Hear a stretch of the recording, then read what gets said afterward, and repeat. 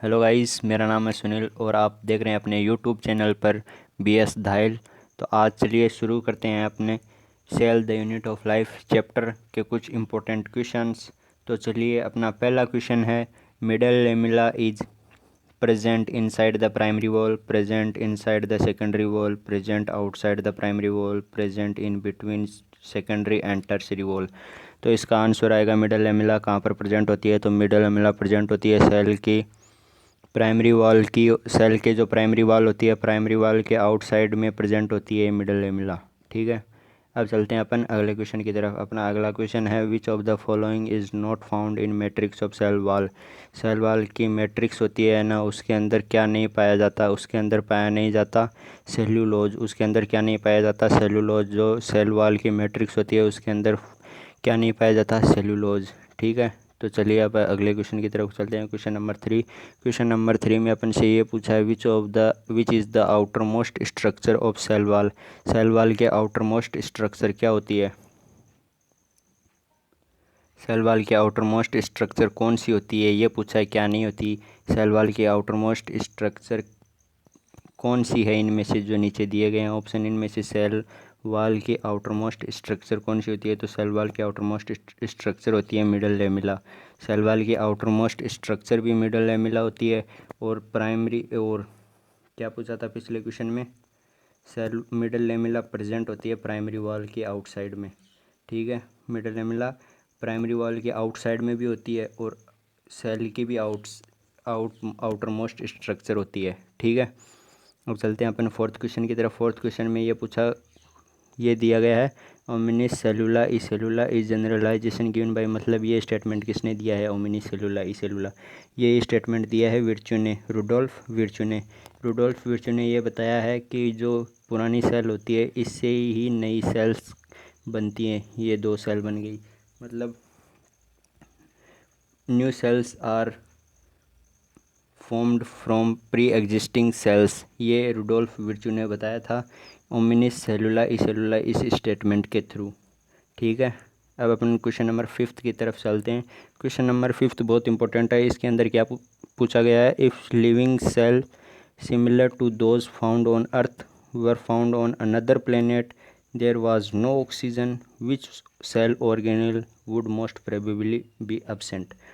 इसमें ये पूछा गया है, जैसे ये मान लो अर्थ है अपनी और ये कोई दूसरा प्लेनेट है, इसमें जो लिविंग सेल है ना, इसमें जो लिविंग सेल है और दूसरे प्लेनेट पर ऑक्सीजन नहीं है, तो उस पर भी एक ये लिविंग सेल है। तो इनमें ये पूछा गया है कि जो यहाँ पर ये दूसरे प्लेनेट पर जो ये लिविंग सेल है जहाँ पर ऑक्सीजन नहीं है, तो इस लिविंग सेल के अंदर कौन सा सेल ऑर्गेनिल, इस लिविंग सेल के अंदर कौन सा सेल ऑर्गेनिल एब्सेंट होगा। तो इसका आंसर आएगा माइटोकॉन्ड्रिया।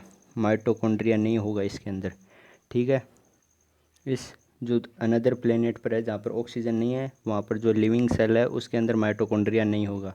ठीक है, अब चलते हैं अपन अगले क्वेश्चन की तरफ। अगले क्वेश्चन में ये पूछा गया है, which of the following cell has a diameter of 7 micrometre. 7 micrometre कौन सी सेल का डायमीटर होता है, तो वो सेल है RBC।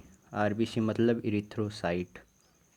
ठीक है, इरिथ्रोसाइट RBC होती है। ठीक है, अब चलते हैं अगले क्वेश्चन की तरफ। Question number 7। क्वेश्चन नंबर 7 में ये पूछा है, the main arena of cellular activities in planet plant and animal cells is. Main arena मतलब ये एक सेल है, इस सेल के अंदर इस सेल के अंदर सारे सेल ऑर्गेनिल होते हैं। ठीक है, सेल ऑर्गेनिल हो गई, तो इसके अंदर सारी सेलुलर एक्टिविटी इसी के अंदर चल रही है। तो इसके अंदर सबसे ज़्यादा एरिया किस चीज़ का होता है, ये पूछा गया। इसके अंदर प्लांट हो चाहे एनिमल सेल हो, इसके अंदर सबसे ज़्यादा एरिया किस चीज़ का होता है, तो ये एरिया होता है साइटोप्लाज्म का। मतलब सेल के अंदर सबसे ज़्यादा क्या होता है, साइटोप्लाज्म। मेन एरिना, एरिना का मतलब ही एरिया होता है। ठीक है, अब चलते हैं अपन अगले क्वेश्चन की तरफ। अगले क्वेश्चन में क्या पूछा गया है, अगले क्वेश्चन में पूछा गया है, who proposed the theory that cells arises only from the pre existing cells. ये अभी थोड़ी देर पहले मैंने बताया था कि cells arises from only from the pre existing cells, मतलब ये एक सेल है, ये किससे बनती है, ये दो सेल हैं, ये पुरानी सेल से बनती है। ठीक है, तो ये किसने बताया था, विर्चू ने, रुडोल्फ विर्चू ने। अब चलते हैं अपन नाइन्थ क्वेश्चन की तरफ।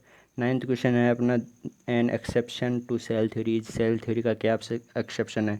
सेल थ्योरी होती क्या, पहले तो ये समझो। सेल थ्योरी ने क्या बताया था कि एक सेल होती है, एक सेल होती है, ये सेल, इसका सेल होने के लिए कंपलसरी क्या होना चाहिए कि भाई ये सेल है, तो इसका कंपलसरी ये है कि इसके अंदर एक तो प्लाज्मा मेम्ब्रेन या प्लाज्मा मेम्ब्रेन यानी सेल मेम्ब्रेन होनी चाहिए। क्या होनी चाहिए? Cell membrane. और एक क्या होना चाहिए? Genetic material, genetic material. और एक क्या होना चाहिए इसके अंदर? एक सेल मेम्ब्रेन होनी चाहिए, एक जेनेटिक मटेरियल होना चाहिए, एक साइटोप्लाज्म होना चाहिए, साइटोप्लाज्म। ठीक है ना? ये तीन चीज़ होंगी ना जिस सेल में, वही एक सेल मानी जाएगी। तो ये इसके अंदर एक्सेप्शन पूछा है अपने को इस क्वेश्चन में, तो एक्सेप्शन होगा इसका वायरस। वायरस, वायरस क्यों होगा? वायरस के अंदर सेल मेम्ब्रेन होती है, जेनेटिक मटेरियल होता है, लेकिन साइटोप्लाज्म नहीं होता। ठीक है, तो अब चलते हैं अपन अगले क्वेश्चन की तरफ। अपना अगला क्वेश्चन, और ये ही अपना लास्ट क्वेश्चन है। तो ये अपना लास्ट क्वेश्चन क्या है? द जेनेटिक मटेरियल, एक minute, the genetic material of prokaryotic cells is called. Prokaryotic cell होती है जो बैक्टीरिया होते हैं, उनकी जो जेनेटिक मटेरियल होती है वो किस से बनी हुई होती है, या उसे क्या कहते हैं उसके जेनेटिक मटेरियल को? प्रोकैरियोटिक सेल्स के जेनेटिक मटेरियल को क्या कहते हैं?